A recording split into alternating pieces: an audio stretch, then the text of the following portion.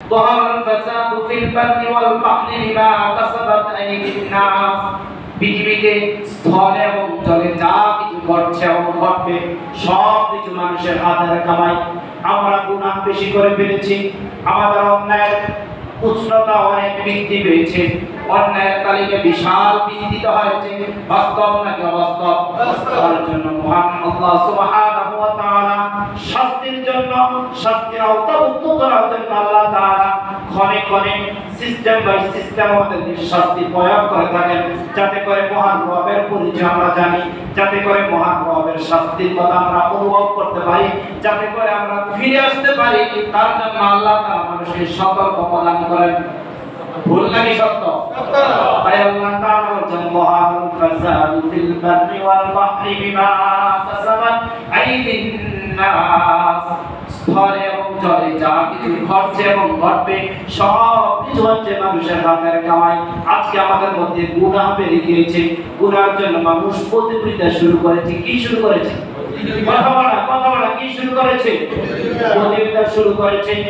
আমাদের সমাজের যারা দায়িত্বশীল তারা চিন্তা করে আমরা গুনার জন্য এক পা সামনে অগ্রসর হব, অন্য সমাজের মানুষেরা চিন্তা করে আমরা গুনার জন্য 2 পা সামনে অগ্রসর হব, শহর কেন্দ্রিক মানুষেরা চিন্তা করে 3 পা সামনে অগ্রসর হব। এভাবে মানুষ নেকের কাজের দিকে আজকে প্রতিযোগিতা করে না, মানুষ গুনার দিকে প্রতিযোগিতা করে। গত সম্ভবত 2 দিন আগে কি আমি টেলিভিশনে ছোট্ট একটি ক্লিপ দেখেছি। বাংলাদেশের চলচ্চিত্র অঙ্গনে যারা শিল্পী সমিতির যারা নির্বাচন করে, বর্তমানে শিল্পী সমিতি নির্বাচন মধ্যে যিনি সেক্রেটারি হয়েছেন আমাদের সরকারের প্রিয় সকলের পরিচিত মানুষ, সকলের কি মানুষ? পরিচিত মানুষ ডিপজল চলচ্চিত্র অঙ্গনের সেক্রেটারি।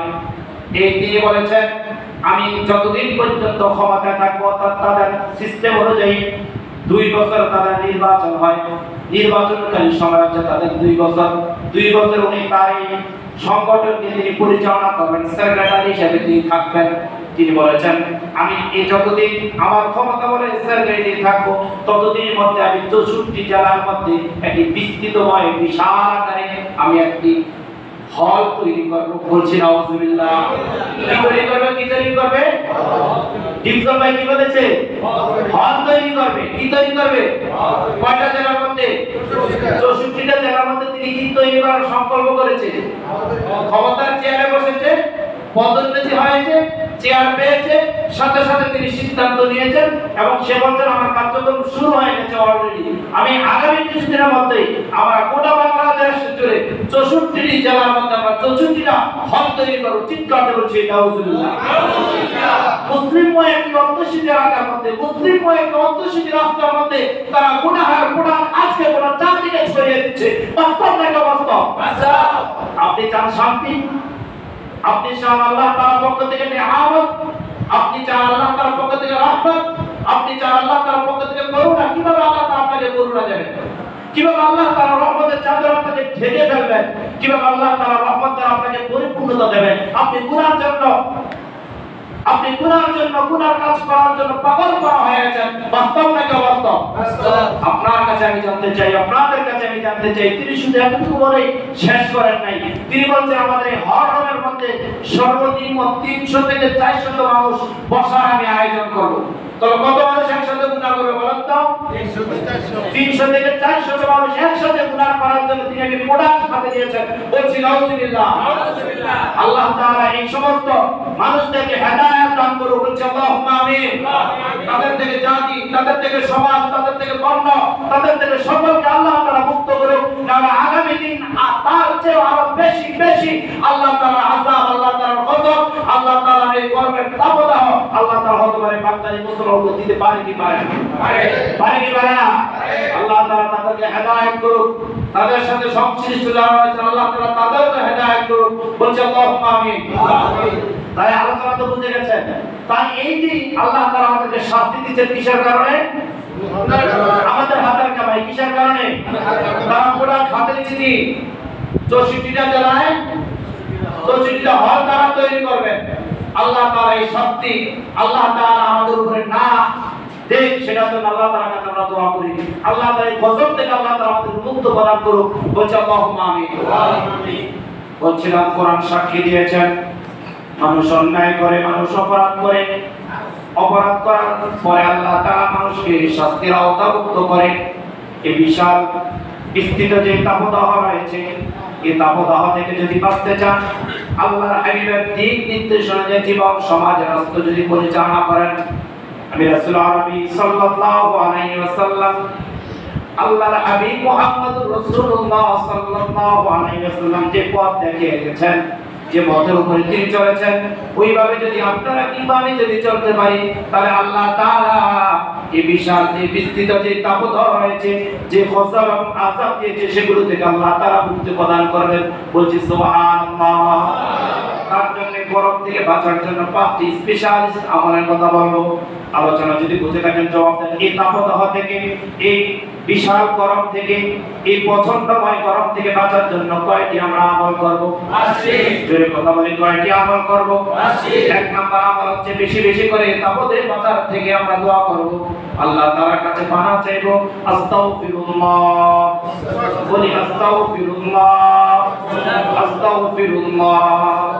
আল্লাহ তাআলার কাছে ক্ষমা চাইব, আল্লাহ তাআলার কাছে মাফ চাইব। আল্লাহ তাআলা আমরা গুনাহ করেছি, আল্লাহ তাআলা আমরা অন্যায় করেছি, আমরা জুলুমবাজ, আমরা জালিম।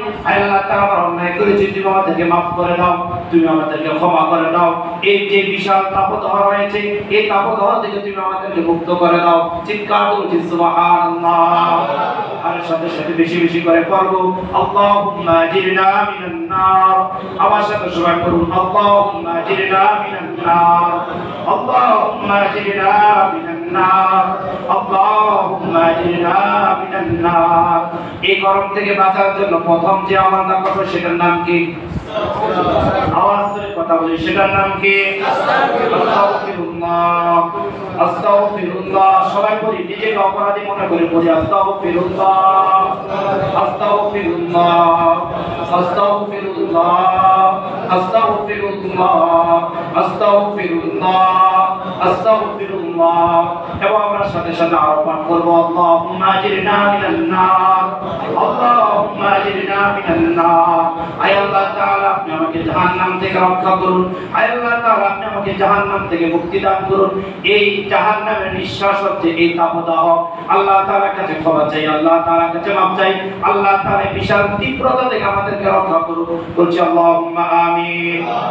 আমরা দ্বিতীয় নাম্বার যে আমল করব, রাসূল আরবি সাল্লাল্লাহু আলাইহি ওয়াসাল্লামের দেখানো পথ থেকে, দেখানো শিক্ষা থেকে, সেটা হচ্ছে সালাতুল ইস্তিসকা। সালাতুল ইস্তিসকা আমরা পড়ব। আমরা যত বেশি পারি, অনেক লোক সমাগম হয় বিশাল বিস্তৃতময় মাঠে, উত্তপ্তময় জমিনের মধ্যে, আমরা সালাতুল ইস্তিসকা সালাত আদায় করব। করব কি করব না?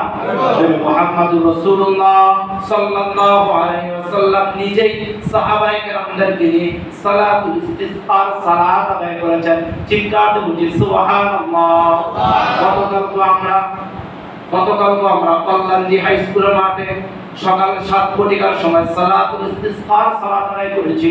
আল্লাহ তাআলার কাছে ফরিয়াদ করেছি যাতে করে আল্লাহ তাআলা পুরো বিশ্ববাসীর উপরে শান্তি রহমতের বৃষ্টি বর্ষণ করে। বলছি সুবহানাল্লাহ। তার আমরা দ্বিতীয় নম্বর কি আমল করব? সালাতুল ইস্তিসকা করব, অর্থাৎ বৃষ্টি প্রার্থনার জন্য দোয়া করব। আমরা চতুর্থ নম্বর এই গরমের ভিতরে অন্যতম যে আমলটা করব, সেটা হচ্ছে আমরা মানুষকে পানি হাদিয়া দেব। কি হাদিয়া দেব? কি পানি হাদিয়া। সাহাবায়ে কেরাম রাসূল আরবি সাল্লাল্লাহু আলাইহি ওয়াসাল্লাম বিশাল বিস্তৃতময় গরম হচ্ছে, রাসূলকে জিজ্ঞাসা করলেন, ইয়া রাসূলুল্লাহ, ইয়া হাবিবাল্লাহ, উত্তম আমল কোনটি? রাসূল আরবি সাল্লাল্লাহু আলাইহি ওয়াসাল্লাম বলেন, উত্তম আমল হচ্ছে মানুষকে পানি হাদিয়া দেওয়া। চিৎকার করে সুবহানাল্লাহ। তাহলে রাসূল আরবি সাল্লাল্লাহু আলাইহি ওয়াসাল্লাম একটি হাদিসের দিকে আমরা যদি লক্ষ্য করি, রাসূল আরবি সাল্লাল্লাহু আলাইহি ওয়াসাল্লামকে জিজ্ঞাসা করা হলো, আইয়ুল ইসলাম খায়র ইয়া রাসূলুল্লাহ ইয়া হাবিবাল্লাহ, ইসলামের মধ্যে কোন কাজ উত্তম? নবী মুহাম্মদুর রাসূলুল্লাহ সাল্লাল্লাহু আলাইহি ওয়াসাল্লাম বলেন, ক্বালা তুতঈমুত তাআম, মানুষকে খাবার প্রদান করানো হচ্ছে ইসলামের উত্তম কাজ। চিৎকার করে সুবহানাল্লাহ। আপনি কাজে গিয়েছেন, আপনি ডিউটিতে গিয়েছেন, আপনি খেতে গিয়েছেন, আপনি খামারে গিয়েছেন, আপনি ব্যবসা বাণিজ্যে গিয়েছেন, আপনি চাকরি করার জন্য গিয়েছেন, আপনার ছোট্ট মাই ব্যাগ আছে, ব্যাগের মধ্যে আপনার জন্য প্রতিদিন নিয়ে যান 1 লিটার পানি, আজকে সাথে নিয়ে যান 2 লিটার পানি। আপনার প্রিয় মানুষ যিনি আপনার সাথে যিনি কাজ করে তাকে আরেক লিটার পানি হাদিয়া দেন, সুন্নাত আদায় হবে কি হবে না? এই গরমের কালে আমরা পানি হাদিয়া দেব কি দেব না? তৃতীয় নাম্বার, চতুর্থ নাম্বার আমল হচ্ছে এই গরম থাকার কারণে গরমকে গালিগালাজ করব না। গরমকে কি করব না? আমরা গরমকে গালি দেই কি দেই না? কথা বলেন, গরমকে গালি দেই কি দেই না? বৃষ্টি আসলে বৃষ্টিকে গালি দেই কি দেই না? বৃষ্টির 14 গোষ্ঠীর নাম নিয়ে গালি দেওয়া শুরু করে। সত্য নাকি ভুল বলছি আমি? বৃষ্টি আসলে বৃষ্টির 14 গোষ্ঠী নিয়ে গালি গালাজ দেওয়া শুরু করে। এই গরমের মধ্যে আল্লাহকে তো গালি দিতেছি অনেকে, আল্লাহ তাআলা মাফ করে বলছে আল্লাহুম্মা আমিন। এবং এই গরমকে গালি দিয়ে গরমের মালিক কে? আল্লাহ। অর্থাৎ গালি দেন কারে? আল্লাহ। আল্লাহকে গালি দেন না, গরমকে গালি দেওয়া যাবে না। এই গরম যিনি দিয়েছেন আপনি তার কাছে পানা চাইতে হবে। তার কাছে কি চাইতে হবে? পানা চাইতে। আল্লাহ তাআলা এই গরম আমি সহ্য করতে পারি না, আল্লাহ তাআলা তুমি গরমটাকে শীতল করে দাও। গরমকে নিয়ে গালি দেওয়া যাবে না। তাহলে চতুর্থ নম্বর আমল হচ্ছে কি? গরমকে গালি দেওয়া যাবে না। যাবে কি? এই গরমের তাপদাহ থেকে মুক্তির আমলের জন্য এবং গরমের মধ্যে যে আমলগুলো করব তার মধ্যে পঞ্চম নাম্বার আমল হচ্ছে গরমে নিজেকে পরিষ্কার পরিচ্ছন্নতা রাখা। কি রাখবো? আমরা চলার কারণে, আমরা দীর্ঘ সময় ধরে ফ্যাক্টরিতে কাজ করার কারণে, কলকারখানায় কাজ করার কারণে, মাঠে কিংবা বিভিন্ন অবস্থানে কাজ করার কারণে শরীর থেকে ঘাম ঝরতে পারে কি পারে না?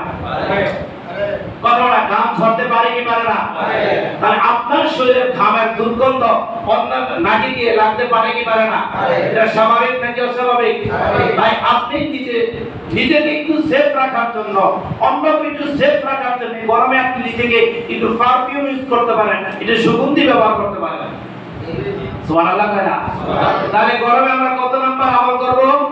পঞ্চম নাম্বার আমল কি করব? আমার গায়ের ঘামের গন্ধ যেমন কারো নাকে গিয়ে না বুঝে আমি একটু সুগন্ধি ব্যবহার করব, একটু পারফিউম ইউজ করব। করব কি করব না?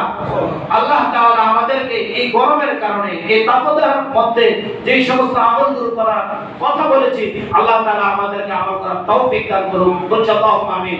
বিশেষ করে দুটি আমরা আমল করব স্পেশাল ভাবে। সেটি হচ্ছে, একটি হচ্ছে আমরা সব সময় আস্তাগফিরুল্লাহ, কথা বলি আস্তাগফিরুল্লাহ, আস্তাগফিরুল্লাহ, আল্লাহুম্মা আজিরনা মিনান নার, আল্লাহুম্মা আজিরনা মিনান নার।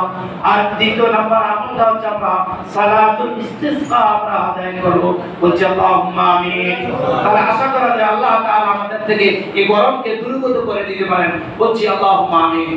আল্লাহ তাআলা গোটা বাঙালি জাতিকে যেই সমস্ত রাষ্ট্রগুলোর মধ্যে এই মুহূর্তে বিশাল বিস্তৃত তাপদাহ রয়েছে, অনেক গরমের প্রভাব বিস্তার যে সমস্ত অঞ্চল সমূহ রয়েছে, আল্লাহ তাআলা ওই সমস্ত অঞ্চল সমূহের মধ্যে আল্লাহ তাআলা ঠান্ডা শীতল করে দেবে। বলছি আল্লাহুম্মা আমিন।